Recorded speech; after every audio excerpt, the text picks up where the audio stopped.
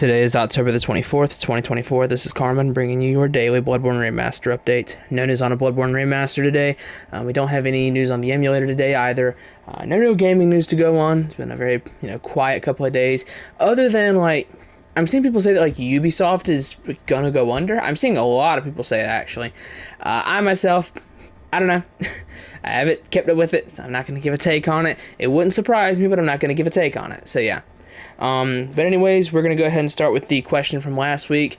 I ask these questions every week now, just a way for me to engage with the comment section, because I tend to kind of neglect it a lot because I work a lot. So this is just kind of a way for me to, every single week, see what people think.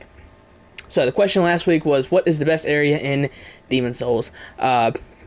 My personal pick for it was World 3, specifically 3-2 Upper Latria. I love Upper Latria, just the upper level and then the lower level and how the whole tower is alive. I love it. It's so cool. It's so sick. It's disgusting. I love it.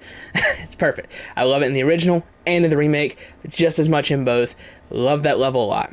So, let's see what we got. So, from Uncle OL, in the remake, my favorite is Prison of Hope. That would be 3-1. And in the original, it's Shrine of Storm's first level, so 4-1. So, 3-1 and 4-1. Both very good picks. I think World 3 and World 4 are overall probably the best. It probably goes 3, 4, 1, 2, 5, probably. I don't think any of them are bad, but 3, 4, 1, 2, 5 is probably the way the worlds go. But yeah, I like Shrine of Storm's first level a lot. I just like Shrine of Storms in general. I love the scale of it, shooting out at the manta rays in the distance. Fun stuff. I love the Vanguard Demon. If you didn't get the chance to kill him in the prologue, he's here. The rolling skeletons are annoying, and I would probably say they're the most annoying enemy in Demon's Souls, but very fun. I really like 4-1. Great pick. From Godzilla 1402, Gates of Boletaria peaked at the time. Gates of Boletaria is very, very good. Yes, very, very good starting level. Let's see here. From SRS Man, Serious Man, I'm assuming is what that is. Tower of Latria as a whole hits so good. The major magical body horror is so peak. I agree. I think Tower of Latria is top 10 areas in Souls. I'd have to make a list going over my top 10 because I think it's very different from most people's. But my God, Tower of Latria is so good. I agree. Tower of Latria, peak. Love it. From Valaton, 1-1 for sure. It's a really good starting area and hooked me at least to the game, and castles are cool. Yep, Gates of Boletaria are cool. I would overall say it's fun. It's a little on the short side, and Phalanx is not a great boss to cap it off. I like Phalanx. I think he's fine, but it's not a great boss to cap it off. So yeah, overall, I think this is a good pick. 1-1, very, very good. Let's see here. And from, what is this guy's name here? Theo Lavoie? I don't know. I'm not sure how you say that. Gotta be Stonefang Mine. The desert vibe is great. I'm a sucker for mine levels in games. So World 2, specifically this is 2 dash. No, is it 2-1 or 2? I think you're just talking about the world in general. I like World 2 a lot. I think that it kind of has, I think it kind of suffers from the enemies. I think the enemies in 2-2 with the bugs, I don't like them. They got too much health. It's straight up, if you're going to kill them, your best bet is actually just to unequip a weapon and start punching them, because you're going to run your durability out way before you kill them. So overall, I would have to dock points from World 2 for that, but I do like it. It's got 3 good bosses. It's some of them have got some of the worlds have some clunkers, World 3 has Old Monk, World 4 has Adjudicator, and World 5 has Leechmonger, and I would probably put Maiden Astray in there too, if I'm honest. But World 2 has got three at least good bosses. Armored Spider is good, Flameworker's good, Dragon God's okay. Yeah, good pick. World 2 is really good, especially on the boss side of things. Let's see here. And this is from Neft, I'm assuming is what that is. Let's see. It would go to one of the World 4 levels, but if I remember correctly, all those levels have annoying flying guys that shoot things at you. I don't really think that's too much of a negative. I'd have to say 1-3 because Boletaria is one of the only worlds that doesn't have any annoying mechanics, and the penetrators just goaded, swamp, mud, stunning enemies, bottomless pits everywhere, stupid fireworms. Okay, he's listing off the annoying mechanics. I like 1-3. I think it's probably the best of the Boletaria levels. I really like 1-3. Very, very fun. Penetrator's a cool boss. I like him. He's cool. But he has 4 attacks. So I can't get behind him too much. I think he's cool. I think he's a good night fight, you know?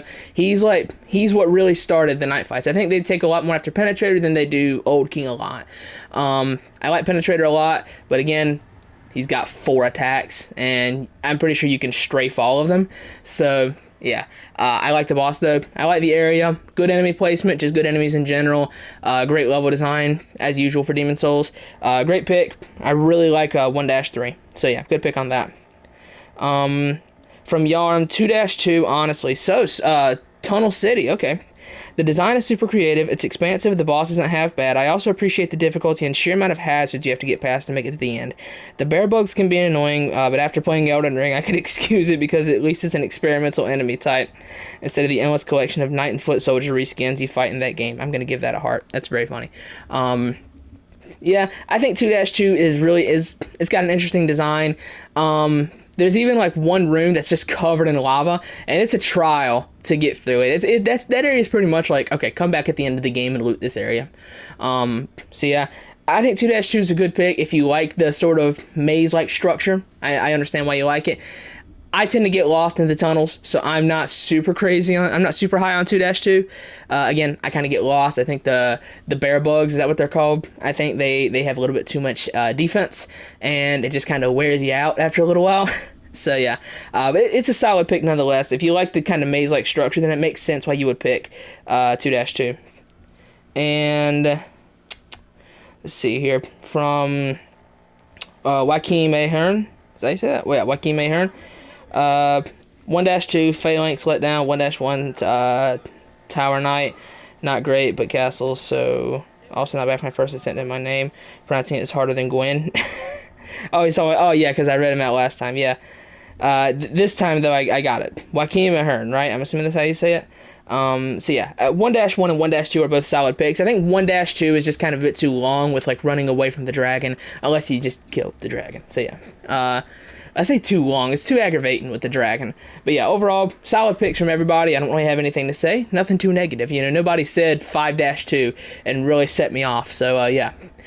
So the question for next week, we're going to do the same thing, but for Dark Souls 1. Not counting in Orlando, because it's the easiest layup answer in the world. What's the best area in Dark Souls 1?